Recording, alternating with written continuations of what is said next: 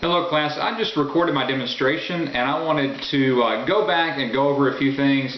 If you feel comfortable with chemistry, go ahead and skip ahead about 3 minutes and get started with my demonstration. You'll see me in a green shirt inside of a classroom. But if you'd like me to review just a few terms and concepts to make the content portion of the lecture a little more clear and easier to understand, then just watch with me for a few minutes here.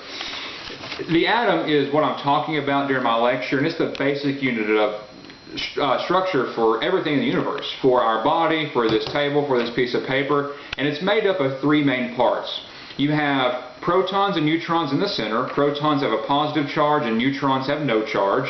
Around the nucleus, which the protons and neutrons make up, you have electrons, and they circle in these orbits. And electrons have a negative charge. Now this right here, this representation of the atom is called the Bohr model, B-O-H-R, named after Niels Bohr, who proposed this model about 100 years ago. And he said that electrons are restricted to just these circular orbits. You have the first energy level, the second energy level, the third one, and it goes out from there depending on how many electrons are present in an atom. But in the first energy level, you have a maximum of 2 electrons, and then it's filled up. And so once this energy level is filled, electrons start stacking up in the next energy level, which can hold a maximum of 8. And in the third energy level, you can have 8 or more complex atoms, as many as 18 electrons in this third energy level. Now the outermost electrons in any atom are called valence electrons, and you can tell how many valence electrons there are using the periodic tables. I'll show you in just a second. Now the way to know how many protons, neutrons, and electrons are in an atom, whether it's sodium, chlorine, hydrogen, helium, is by looking at the chemical symbol. Now I drew a big blown up version of one right here, and this is for sodium. The symbol for sodium is Na, and this number up here, 11, is called the atomic number. And by definition, that's the number of protons found in an atom. Also, in an atom that is neutral, protons and electrons are going to have this, they're going to be the same amount to cancel out each charge. Protons are positive, electrons are negative. You have the same number of each to make the overall atom neutral. And so sodium has 11 protons and 11 electrons. This number down here, 22.990, is the atomic mass, and that's the number of protons and neutrons found in an atom. Usually round this number up to the nearest integer, so I'm going to round that up to 23. If you subtract 23 minus 11, you get 12, and that tells you how many neutrons you have in an atom. So reviewing, sodium has 11 protons, 11 electrons, and 23 minus 11, 12 neutrons. And I drew that here as faithfully as possible. Now, atoms of different elements are classified on the periodic table. And the periodic table is arranged in order of increasing atomic number. Hydrogen up top here has the lowest atomic number, and then it increases as you go down each row, column by column. Now, there are several trends we can see on the periodic table, and the one I'll be discussing tonight is called electronegativity. Describes how much pull an atom will have on an electron. The higher the value, the more force an atom will pull on another electron with. And electronegativity increases as you go from left to right and from bottom to top. So if you go diagonally up and to the right on the periodic table, you find the highest values of electronegativity. And we'll see that today during the lecture. I hope that cleared up some terminology that I'll be using later on today. If you have any questions, feel free to ask me. Thank you. Hello everyone, my name is Ryan Skidmore. I will be demonstrating the use of advanced organizers, which are found in Chapter 11, page 247 of our textbook.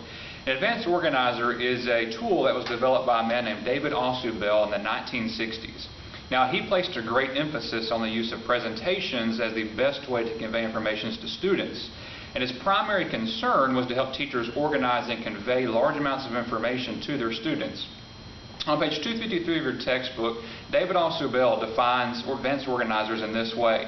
He says they're introductory material presented ahead of the learning task and at a higher level of abstraction and inclusiveness than the learning task itself. Their purpose is to explain, integrate, and interrelate the material and the learning task with previously learned material. So they're based on the major concepts and propositions of the discipline, not on specific little pieces. They are not just a summary or an overview of what you're about to cover. It's an idea that rests above that material that you're going to relate everything to, and you'll see examples of that as I go through it. Now, the most effective type of advanced organizers use information that is familiar to the students, topics they already know a little bit about. Now, your textbook gives several examples of advanced organizers. On page 247, There is the example of an art guide leading some tourists through an art museum. And this is the statement that she gives them. She says, "Art, although as a personal expression, reflects in many ways the culture and times in which it was produced. This may seem obvious when you look at the differences between Oriental and Western art. However, it is also true that within each culture, as the culture changes, so the art will change. And that is why we speak of periods of art. These changes are often reflected in the artist's techniques, subject matters, colors, and style." She then goes through a couple of examples showing one figure, one portrait of a man. He is covered in robes, and you can barely tell there's a person under there at all. And she says you can see from the culture here that at the medieval times, artists focused mainly on the soul and not so much on the body. Now, this concept that culture determines what we see in art is an idea that you can take these different art pieces and link them all together, because if you're like me, you know nothing about art, and so that idea helps you understand what you're looking at. Chemistry teachers, the periodic table is a type of advanced organizer. It takes all these different elements with all these different characteristics and lines them up in rows and columns in predictable ways so you can look at it and get an idea in your mind of what different elements will be like and what they'll behave like. Now, our graphic organizers, advanced organizers might be a type of graphic organizer. This is the kind I'll be using today, and I'll show you exactly what it is as we go through the lesson in a little bit. Now, page 254 in your textbook describes two different types of advanced organizers. The first type are expository organizers. They provide a basic concept of the highest level of abstraction. They kind of make an intellectual scaffold on which students can hang new information as they encounter it. Now, the art gallery example I just gave is a type of expository organizer, and I'll also be using an example of this in my demonstration today. Now, the other type are comparative organizers. These are best used to compare old and new material. For example, if you're a math teacher and you're about to cover division and you've already talked about multiplication, you can make an advanced organizer showing how these two operations are similar and how they're different. For example, 6 times 2 is the same as 2 times 6. But 6 divided by 2 is not the same as 2 divided by 6. You compare and contrast the different characteristics of these ideas. Now, it's important to note that Ausubel did not give strict guidelines for creating advanced organizers. The teacher is at liberty to be very flexible with how they use them. They can use oral advanced organizers, graphical ones, video, some type of short story that you talk about before the lesson. And they can be used before any presentation, any lecture, any video, or any book that you're going to read. Feel free to experiment and combine them. Now, as seen on page 81 of your textbook, advanced organizers are part of the information processing family of models. Now, as Dr. Colby pointed out during the lecture, this falls under the cognitive learning theories, and it proposes that learning takes place when there is a change within a person's internal mental structures, not so much on the outside as behaviorism.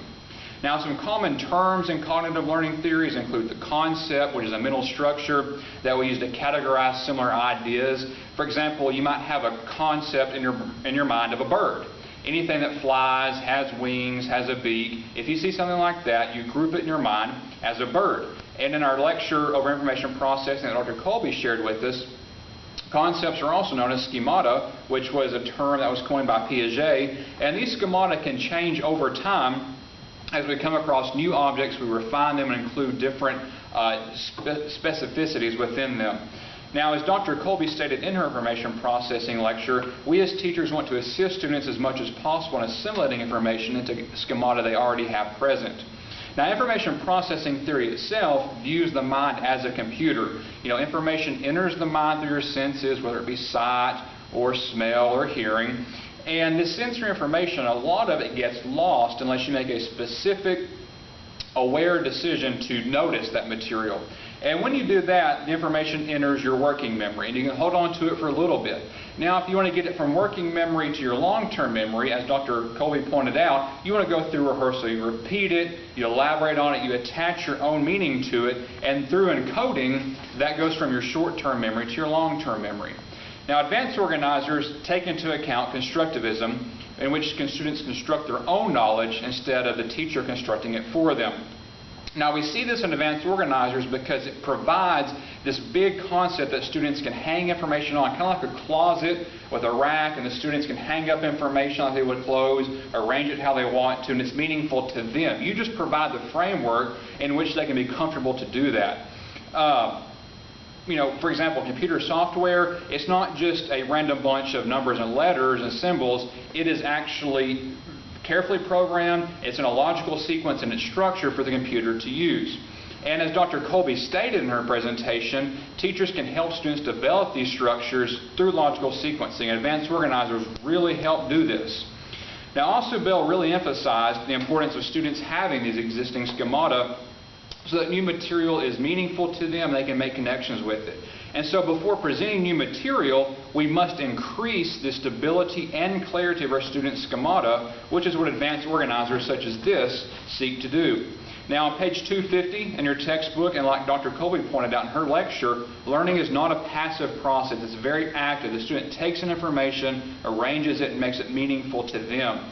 Now, page 253 outlines some major terms in Ausubel's model. The first is progressive differentiation, and that's where you take the big general ideas of a discipline, then you slowly funnel down and narrow to the more specific ideas. The other term is integrative reconciliation, and this consists of relating new ideas to old ones. Now, there are three phases to the advanced organizer model. In phase one, you present the advanced organizer. Okay? You want to clarify the objectives of the lesson, and then you explain the organizer so the students know it's there, they know what to do with it. It's not just a piece of paper you give them and then continue on with what you were doing. You spend some time talking about it. Phase two is you actually present the new material. Do that through a lecture, a discussion, an experiment, a video, any type of medium that presents information to them. The presentation must be ordered logically so that students have a sense of direction and know where it's going. And then the third thing you want to do is strengthen the cognitive organization. Everything you just taught them, you want to give them a chance to use it and strengthen that in their mind. For example, you could ask students to provide examples of the concept that will demonstrate that understanding is taking place. All right, class, today's lesson we're going to be talking about chemical bonding. Our objectives today are to define chemical bonding, to compare and contrast ionic and covalent bonds, and to predict bond types using electronegativity. Now, in our last class, we talked about the structure of the atom. We saw that in the nucleus here you have the protons and you have the neutrons. And then around the nucleus you have electrons orbiting. Now, using the Bohr model of the atom, electrons aren't found just anywhere. Okay? They're confined to specific orbitals, what we call energy levels, and they cannot exist outside of those. And if you'll recall, in each orbital there's a certain amount of electrons that can be held. In the first energy level you can have 2 electrons, and then it's full, it cannot hold any more. In the second energy level you can have 8 electrons. And in the third energy level, you can have 8, or in some more complex atoms, as many as 18. They fill the lowest energy levels and then go out from there to as big as they need to be. Now, before we start today's lesson, I wanted to go over our advanced organizer for today. And there's an idea on here I want to give you that will tie this entire lesson together. And that idea is that atoms with unfilled electron shells are unstable, and they will interact with other atoms in predictable ways to fill electron shells and achieve stability. Now, when you talk about chemical bonds, there are 2 types. You have ionic bonds and covalent bonds. And this first on the left here shows you the different characteristics of ionic bonds and gives you a couple of examples. Over here, covalent bonds are the characteristics, and then covalent bonds are broken down into polar covalent and nonpolar covalent with some examples down here. And we're going to come back to this throughout our lesson today and see what all this actually means. Now, so far in class, we've only considered elements that are all alone and not attached to anything else. But let me give you a little demonstration. In class, by the way, I don't have the sodium for this demonstration, but I do it with my kids. If I place a piece of sodium into a beaker of water, it will react violently. Flames will shoot off, the sodium will jet around and act crazy. Now, if I place some salt, table salt, which is sodium bonded with chloride in water, nothing happens. In fact, you stir it up and gurgle if you have a sore throat, and it doesn't harm you in any way. But if you swallowed sodium, pure sodium, it would be very devastating. Now, what's the difference? Why does sodium by itself react violently, but sodium chloride is completely harmless? Well, the answer there lies in the fact that the outer shell is not filled. And as our statement just said, any time an atom does not have a filled outer shell, it is very unstable and wants to have a full outer shell. So when you mix sodium, which is what this represents, with water, H2O, what happens is this sodium wants to get rid of the outer electron. And so what it'll do is it'll donate that electron to water and kick a hydrogen out in the process, which gives off the gas. Okay? Now notice what happens. When that outer electron, the valence electron, is gone, it gets transferred to water here. Notice that in the outer shell of sodium, you have 1, 2, 3, 4, 5, 6, 7, 8 electrons. And if you'll remember, we just said that is a full shell. The second energy level can hold 8 electrons. It's now full, and we call that an octet. Okay, that's called the octet rule because 8 is somewhat of a magic number. When any atom gets 8 electrons in its outer shell, it becomes unreactive, it's stable, and it's perfectly safe. Now, that explains why sodium was so reactive in water. But why is sodium chloride not reactive in water? Well, if you have just pure chlorine, okay, which is what this is, you have the first energy level is full, the second one is full, but in the third one you have 7, okay? And remember, 8 is the number that we want. So chlorine really wants to gain 1 more electron.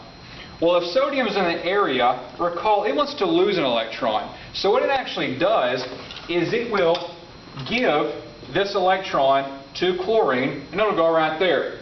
Now notice what's happened. When sodium gives that electron to chlorine, sodium now has a full energy level. The second one is full. The outer energy level is filled. It's stable. Also look at chlorine. You now have 1, 2, 3, 4, 5, 6, 7, 8 electrons here. So now sodium in its outer energy level have 8 electrons, and chlorine in its outer energy level has 8 electrons. They're both happy. And so what happens is since sodium lost an electron, it's now going to be a little bit more positive. And since chlorine gained a negative electron, it's a little bit more negative. And they will actually be attracted to each other like two ends of a magnet and form an ionic bond. Now an ionic bond, as your sheet says, occurs when electrons are transferred from one atom to another.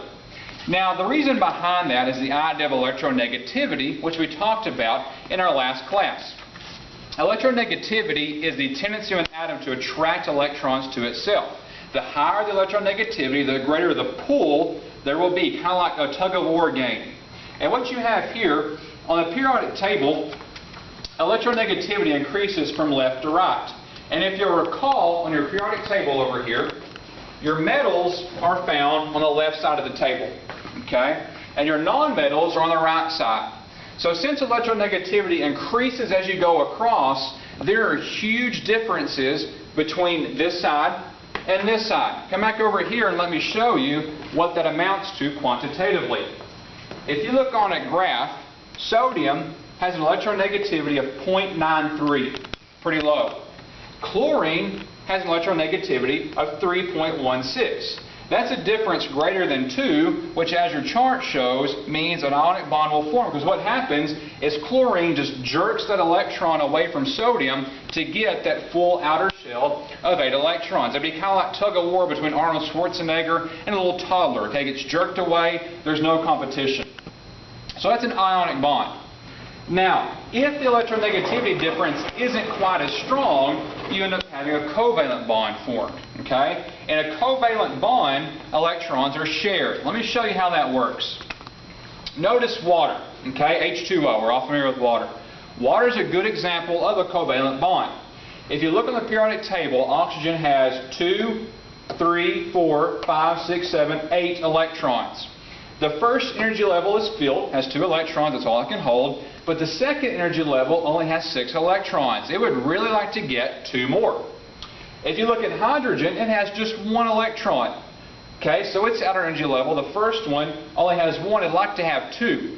So what can happen is hydrogen, another hydrogen, and this oxygen can get close together and actually start sharing electrons.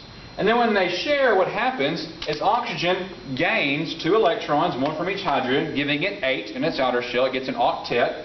And then hydrogen gets 1 more in each of its outer shells, making it full. And so they both benefit each other, and they both are having a full outer shell. It becomes stable and a very good bond. Now there's 2 types of covalent bonds. If there's only a very slight difference, as your chart says, a difference from 0.0 to 0.4, you're going to have what's called a nonpolar covalent bond. Okay? Let me show you why that is. CH4, carbon with 4 hydrogens, is methane, okay, a gas. And carbon has 4 electrons in its outer energy level. It'd really like to get 4 more. And same thing we saw in water, hydrogen would like to get 1 more in each of its outer shells. So what can happen is they can start sharing their valence electrons. Now if you look on a chart, you'll see that carbon has an electronegativity value of 2.55. Hydrogen has an electronegativity value of 2.2. And so since that's such a small difference, just a little over 0.3 difference, nobody's really going to pull those electrons too hard. So they'll share them quite evenly, meaning it's nonpolar. Now water is a good example of a polar covalent bond.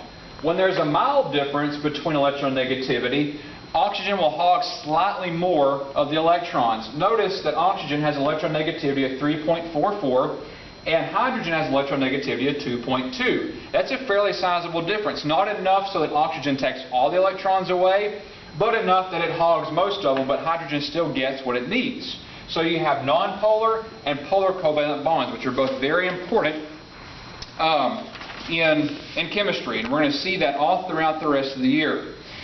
Now, in all these types of bonds, you can see that the goal is to get a full outer energy level. And that's what we started saying at the beginning of the lesson. The goal of an atom is to become stable by having a full outer energy level and predict which kind of bonds will form based on the electronegativity. Okay, so we just went through an entire lesson over chemical bonding. Now, after I got finished lecturing, I assigned them a homework sheet which asked them to group 10 different types of chemical bonds based on if it's polar covalent, nonpolar covalent, ionic. And what that does at phase 3 of the model is gives them a chance to strengthen that schemata, to take what they've learned, and to apply it to new situations. Now, if you look back over the lesson, you'll notice that the advanced organizer gave the students an overarching idea under which everything else fell. Okay? They took all those different facts I gave them and grouped them together under the idea of getting a full outer shell. Now, they already had the schemata in their mind of energy levels, filling up energy levels, but what I strengthened was the fact that energy levels want to be filled. Okay? It's not optional for that outer energy level to be filled. It is a necessity for atoms. And this idea explains why bonds form. Now, under the topic of full outer energy level, they're going to have all these different octet rule, electronegativity differences, transfer of electrons, ionic bond, nonpolar covalent bond, polar covalent bond, all these different ideas that aren't really going to go together other than being jumbled separate facts are now grouped under one term. So what I've done is provided them with a way to group it all together. And my advanced organizer here groups it for them. Okay? It gives them a structure they can go through in their mind and determine how all this information falls together. And at the top, I've given them that expository organizer that I talked about at the very beginning. Imagine the difference if I just said, okay, get out your notebook. This is the definition of an ionic bond. This is the definition of a covalent bond. This is the octet rule. They'd have all these little facts, but they wouldn't know what any of it had to do with. But now they have this big idea to group them all together. Now, throughout the lesson, I also implemented those 2 words I gave you at the beginning. The progressive differentiation, where you start with the big idea of chemical bond, and then I narrowed it down. I went to the 2 different types of bonds, ionic and covalent, then the characteristics of each, and then finally examples of each one. There was also the integrative reconciliation, where I constantly referred back to lessons they'd already had. We've already talked about electronegativity. We've already talked about the structure of the atom. We've already talked about electron shells. They already knew all that stuff. And I wanted to bring it back to mind and apply it in new ways and to kind of link these different schemata together into this big idea of outer electron energy levels. I hope this has been helpful. I'd like to repeat what I said earlier, the fact that Ausubel did not give specific guidelines on creating advanced organizers. Feel free to experiment with it. Don't beat yourself up trying to get the perfect model. It is a very effective tool for helping students get the most out of presentations such as lectures and videos, and I hope you'll use them. If you have any questions, feel free to ask me, and good luck on the activity. If you have any questions over that, feel free to email me. Thanks.